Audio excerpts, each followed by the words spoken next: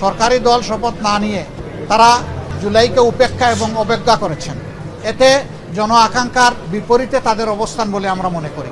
এই স্বাক্ষরের মাধ্যমে আমরা নতুন বাংলাদেশের সূচনা করলাম।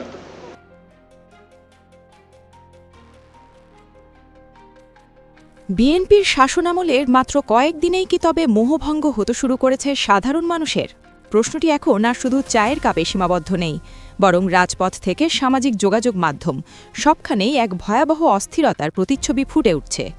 যে পরিবর্তনের আশায় ছাত্র জনতা রক্ত দিয়েছিল, সেই জুলাই বিপ্লবের চেতনা কি তবে ফিকে হয়ে আসছে? গত 12ই ফেব্রুয়ারির নির্বাচনে 211টি আসন নিয়ে বিশাল জয়ের পর তারেক রহমানের নেতৃত্বে বিএনপি সরকার গঠন করলেও 11 দিনের মাথায় এসে পরিস্থিতি যে মোড় নিয়েছে, তাতে খুদ প্রধান উপদেষ্টা ড. মোহাম্মদ ইউনূসের অবস্থান এখন আলোচনার কেন্দ্রে। রাজনৈতিক মহলে গুঞ্জন উঠছে, বিএনপি যখন একের পর এক বিতর্কিত সিদ্ধান্তেই নিজেদের জনপ্রিয়তা হারাচ্ছে, তখন ড. ইউনূস কি তবে পরোক্ষভাবে জামায়াতে ইসলামের দিকেই ঝুঁকে পড়ছেন? ক্ষমতা গ্রহণের প্রথম দিন থেকেই বিতর্কের বীজ বপন করেছিল বিএনপি।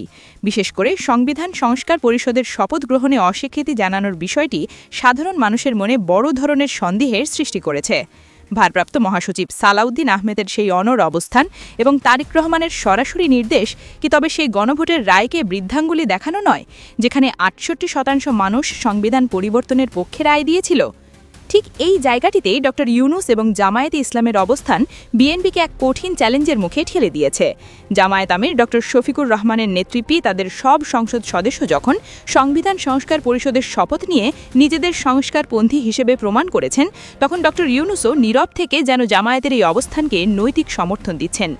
রাজনৈতিক বিশ্লেষকদের মতে ড. ইউনূস চাচ্ছেন একটি আমূল পরিবর্তন, আর বিএনপি যখন সেই পরিবর্তনের পথে বাধা হয়ে দাঁড়াচ্ছে, তখন জামায়াতের সুশৃঙ্খল অবস্থান ড. ইউনূসের জন্য একটি নির্ভরযোগ্য বিকল্প হয়ে উঠছে। তৃণমূল পর্যায়ে বিএনপির নেতাকর্মীদের লাগামহীন কর্মকাণ্ড পরিস্থিতিকে আরও জটিল করে তুলেছে। বিশেষ করে নরসিংদীর মাধবদীর সেই লোমহর্ষক ঘটনাটি পুরো জাতির বিবেককে নাড়িয়ে দিয়েছে। 15 বছর বয়সী এক কিশোরীর উপর যে পাশবিক নির্যাতন চলল এবং পরবর্তীতে তাকে যেভাবে হত্যা করা হলো, তার চেয়েও ভয়াবহ ছিল স্থানীয় বিএনপি নেতা আহমেদ আলী দেওয়ানের ভূমিকা। অপরাধীদের বিচার করার বদলে মোটা অঙ্কের বিনিময়ে ঘটনা ধামাচাপা দেওয়ার চেষ্টা প্রমাণ করে যে দলের ভেতর এখনও সেই পুরনো দখলদারিত্ব এবং বিচারহীনতার সংস্কৃতি রয়ে গেছে। যদিও চাপের মুখে তাকে বহিষ্কার করা হয়েছে, কিন্তু ড. ইউনূসের প্রশাসন এই বিষয়টিকে অত্যন্ত গুরুত্বের সাথে নিয়েছে। শোনা যাচ্ছে ড. ইউনূস এখন আর শুধু বিএনপির প্রতিশ্রুতির ওপর ভরসা করতে পারছেন না, তিনি চাচ্ছেন এমন এক ব্যবস্থা যেখানে অপরাধের দলীয় পরিচয় কোনো ঢাল হবে না।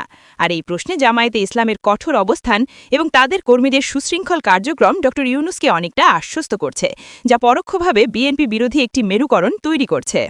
এদিকে রাজপথে এনসিপি বা জাতীয় নাগরিক পার্টির কঠোর অবস্থান বিএনপির জন্য অশনি সংকেত হয়ে দাঁড়িয়েছে। নাহিদ ইসলাম ও হাসনাত আবদুল্লার মতো তরুণ নেতারা যখন সরাসরি বলছেন যে বিএনপি জুলাই বিপ্লবের মূল স্পিরিটকে আঘাত করছে, তখন ড. ইউনূস এই তরুণ শক্তির পক্ষে নিজের অবস্থান পরিষ্কার করছেন। ড. ইউনূস খুব ভালো করেই জানেন যে ছাত্র জনতা তাকে এই আসনে বসিয়েছে, তাদের দাবি উপেক্ষা করা মানেই নিজের পতন ডেকে আনা। তাই বিএনপি যখন হাইকোর্টের রুল বা আইনি মারপ্যাচে সংস্কার প্রক্রিয়া আটকাতে চাচ্ছে, ড. ইউনূস তখন আন্তর্জাতিক মহলের সাথে যোগাযোগ বাড়িয়ে এবং জামায়াতের মতো দলগুলোকে সাথে নিয়ে একটি বিকল্প বলয় তৈরি করছেন। ড. ইউনূসের সাম্প্রতিক কিছু বক্তব্য এবং কার্যক্রম ইঙ্গিত দিচ্ছে যে তিনি এখন আর শুধু বিএনপির একক আধিপত্য মেনে নিতে রাজি নন। প্রশ্ন এখন একটাই, বিএনপি কি পারবে তাদের এই হারানো ভাবমূর্তি উদ্ধার করতে?